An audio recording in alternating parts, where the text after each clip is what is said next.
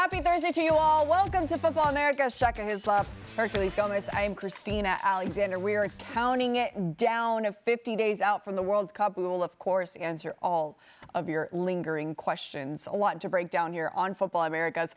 We have a very special Bicycle Diaries featuring Obed Vargas, a little bit of a spicy challenge, so stick around. And Tyler Adams on the U.S. men's national team versus his experience with some European struggles. But first, like I mentioned, 50 days out from the World Cup, let's get to some lingering questions. Linger. Isn't that Chandler on Friends? Lingers. Oh, is that just me? Someone at home got it. All right, let's start with the first. Someone out there is chuckling. Let's start with the first question. Herc, I'm going to start with you. Which star's run of form is the biggest concern for you right now? Well, given who they are, they should all be concerned. Yes. It's the big players, the main players for each national team. I'm not too concerned about Jonathan David because he just scored a goal that trains past. I think Canada can survive without Jonathan David having a stellar tournament. I'm not too concerned with Christian Pulisic because he's proved that if he gets going, he's going to get hot. He just needs to get going. Those two players I mentioned have youth on their side. I'm concerned with Raúl Jiménez. And Raúl Jiménez, who for the longest time we've said about the Mexican national team, is Raúl Jiménez y 10 más. It's Raúl and 10 other players. Raúl's not exactly been lighting up the Premier League. Granted, it's the Premier League. Granted, he's a player that offers a lot more than just scoring goals. But when you are focusing all your attack around one player, and this one player is about to play his 4th World Cup and has yet to score a goal in a World Cup, I think it matters. I think it merits putting attention on who is right now the talisman of this country and who, rightfully or unrightfully, justly or unjustly, the hopes and dreams of this nation hinge on, and that is Raúl Jiménez. That's interesting with Raúl Jiménez, and I agree with the age aspect of it. I know that the injuries haven't necessarily respected his career in general. Shaq, but do you agree with what Herc is saying and why the concerns are for Raúl Jiménez, given the lack of talent that surrounds him in the Mexican national team, to put it lightly? I get it. I understand why Raúl Jiménez is as important to Mexico as he is. But I just feel kind of understanding, again, his role in this team, his role in other World Cups. Mexico have, I want to choose my words carefully here. I want to say they've coped well without him. Okay. But they kind of understand the lay of the land at this point. And this is not new for the Mexican national team going into a World Cup. So I don't see that as the biggest of those concerns. Okay, so if your concern maybe isn't biggest with Raúl Jiménez, Shaq, who are you Pulisic. The most concerned with? It is without question for me Christian Pulisic. Now, similarly, we could talk about a talented U.S. men's national team roster, but I just feel that so much of their identity is and goes through Christian Pulisic. Now, we're talking about a player who maybe 12 months ago, 18 months ago, we were talking about as the best in Serie A, who's established himself as the face of Serie A, and now has not scored a goal in this calendar year. We're just about in May, and Christian Pulisic still has not scored. And to Herc's point, we know Christian Pulisic can catch a fire, and when he does, he is as good a player as the US has ever produced. But we've kind of been waiting for that fire. And there's not that much time left. And there's not that much time left. And kind of given some of the issues that he was expressing this time last year, going into the Gold Cup, about being tired, about injuries, now all of a sudden, that is not an option, given that we're going into the World Cup. He's now experiencing his worst run of form, certainly in Italian football. That is a big, big concern for me. What? I don't know if it's even his worst run of form in Italian football, but more his worst run of form in his career. Because even Christian Pulisic with Chelsea, you could point to, well, Chelsea's a mess. Chelsea's not giving him an opportunity, or he is injured. He may be struggling with this hip, and that may be a lingering chronic injury that he's had. But the reality is he's not been sharp in front of goal. But we've seen this movie before, Christian Pulisic, and he's used the U.S. men's national team as a refresher. I just think in comparison to the other two players there, Christian Pulisic, like Jonathan David, has youth on his side. And this tournament, World Cups are a young man's tournament. And Christian Pulisic, when I said catch fire, I'm not referring to Milan. I'm referring to catching fire in the World Cup with good actions. If he is to be the player that many of us feel he will be when it's all said and done, and I'm talking about the best American footballer in history, until somebody else comes along, it's going to be Christian Pulisic. If he is to be that player, he's got to have those moments with the U.S. men's national team. His moment thus far has been 2022 World Cup in Qatar, how he led the team in a must-win game against Iran in a, I would say, heightened moment of the U.S. men's national team, the pre-pressure versus Iran and everything that transpired. He delivered in that moment. He needs to deliver again because the greats, the players that right now we're going to pit him up against, your Clint Dempseys, your Landon Donovans, those players, they've done it. And they've done it at those stages. So this is a challenge for Christian Pulisic, and one that if I'm comparing him to the other two, I would say just lightly edges out. Because of the teams that surround him? Because of the ceiling and because who's around him. Because you mentioned youth, right. But more than anything, the teams that surround Raul Jimenez, the team that surrounds Jonathan David. Correct. Yes. But with Christian Pulisic, Shaq, it seems that he thrives when his team isn't doing great. It seems like that's the fuel that really drives him. So when the U.S. men's national team needs him the most, when the pressure is at its highest, not only because it's a World Cup, but because you're one of the host nations, maybe this is what Christian Pulisic needs to get that fire back at the right time. I get that. And maybe that's the spark that he needs to kind of set things alight. But while you can make that argument, I think regardless of who you are, if you're supporting the U.S. men's national team, you'd much prefer to be seeing Christian Pulisic has scored 14 goals this calendar year coming into a World Cup. That's a far easier conversation to have. Right. That's far more comforting than to say, well, he hasn't scored, but this is the time he comes good. That's a harder sell for me. Well, Jonathan David scored this weekend, right? He did, but it was the first time in, I would say, like 9 weeks. Yeah, exactly. Yeah.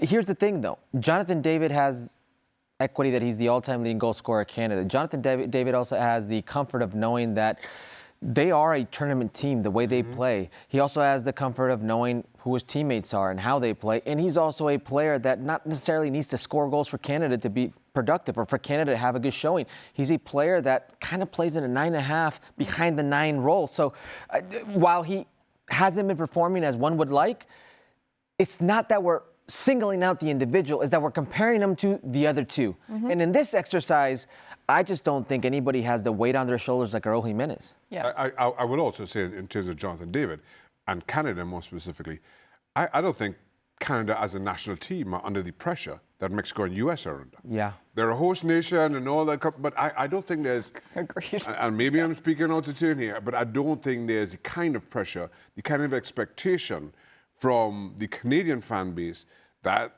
the US and Mexico will have to endure. Yeah, they're still licking their wounds when it comes to the losses recently versus the U.S. in hockey, right? It's a little bit different on the ice versus on the field. Sorry to remind our Canadian fans about that. Why did you produce that? All right, we're gonna run it back, but on the field with more lingering questions. Shaq. Yeah. For obvious reasons, we're going to start with you. Which goalkeeping situation should worry fans the most? I don't know if you know, but Shaq used to be a goalie. Yeah. Long time ago. It's Canada. Yeah. As we sit right now, Jesse Marsch isn't quite sure who his number one is.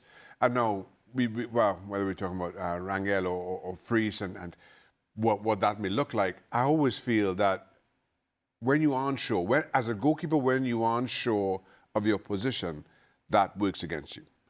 And to not have a clear, decisive number one, I think Canada, going into the tournament, have the most problems quite easily in that department. I could not agree more. When you look at the other two, yes, they're inexperienced.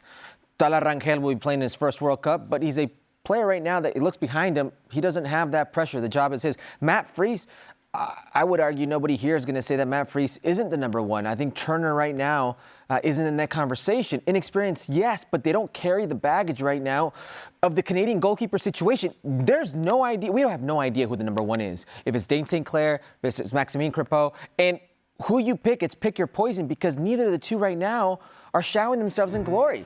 You look at Dane St. Clair. Two young guys, too. Very young guys, but you look at Dane St. Clair, for goalkeepers, I should say young guys. Dane St. Clair is a player that posted career numbers with Minnesota United, left a team that was very pragmatic, that he always stood on his head, that he was always making saves, that he was always one of the starlets, and took less money to go to Inter Miami for the attention, for the platform. With that platform, with that attention, if you don't do well, the rest of the world will see you. He's not showered himself in glory.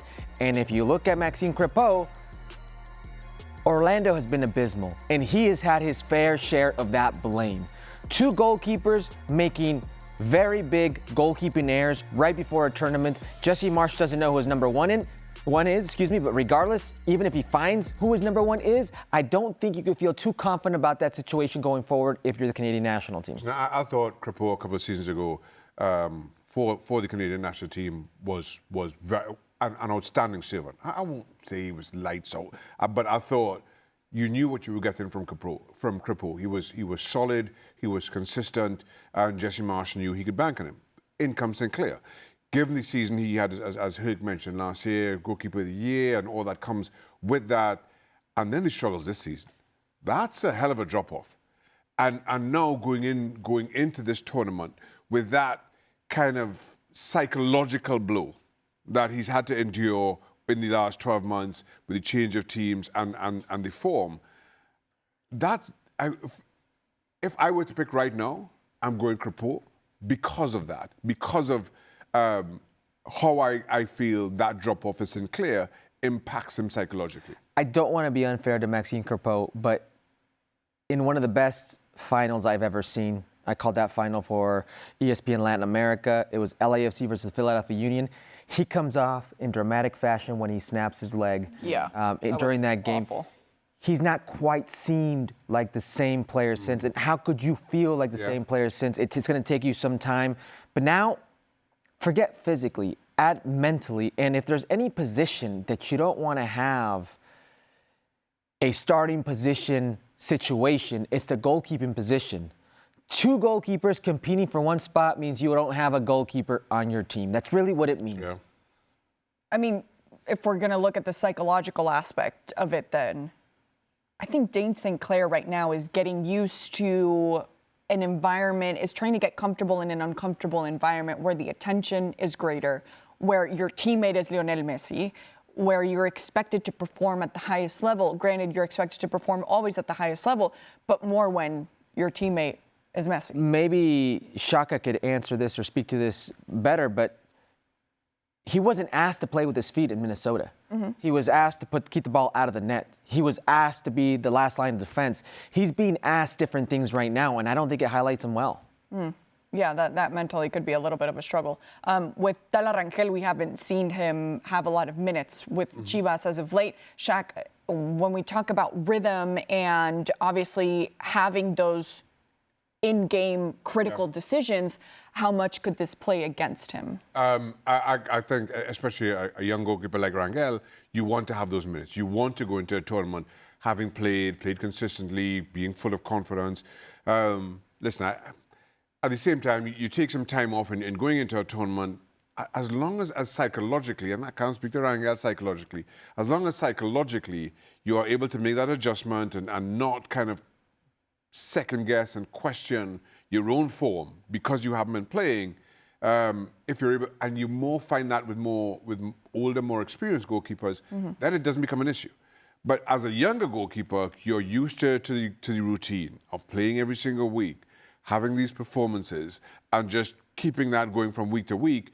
When that's broken, that becomes more difficult. Easier to manage when you're a little bit older, a little bit more experienced. Can we just give context for the people watching us really quickly? He's a player who played 16 weeks, had a midweek game, 15 weeks, midweek game. So midweek 16, he doesn't play. and all reports say he won't play 17. Why? Because Chivas going into the postseason will be without their national team players. So they're going to lose 5 players. So Gabriel Milito, head coach, says, hey, I got to give Wally, the backup goalkeeper, some time. So what Chris is essentially saying is mid-April till the Ghana game, which is, I believe, a week before the World Cup, this kid's not going to be playing. I didn't play the position. I played as a forward, and I didn't want to miss any games. I wanted to keep going because I was the hot hand, so to speak. I kind of feel a goalkeeper is the same. You don't want to be out of action because then you feels like you're out of rhythm. I'm absolutely right. And as I say, it's easier to adjust to when you're a little bit older and you understand your own game, your form, how to keep things ticking over. But when you're in your rhythm of playing week in, week out, I mean, it might sound silly, but when you're in rhythm of playing week in, week out, at 4 o'clock in the afternoon, and somebody throws in an 8 o'clock game, all of a sudden your rhythm is off. And as a player, it's a little bit of an adjustment. So if little things like that, few hours here or one way or the other, can change a player's rhythm, imagine putting that in a 2 or 3 week span. You know, these are difficult adjustments to make. Creatures of habit. Yeah. Yeah, exactly. Even what meal you'll have at you know what time you're going to bed, you know exactly what time and what you're going to have for breakfast and lunch, whatever it is. And then all of a sudden it gets thrown off and you're like, well, what do I do now? Listen, I'm very delicate when it comes to all of those decisions. Just ask my husband how it goes if I don't have breakfast within 30 minutes of waking up. That's a conversation for another show. Yes, but he very happily makes me coffee.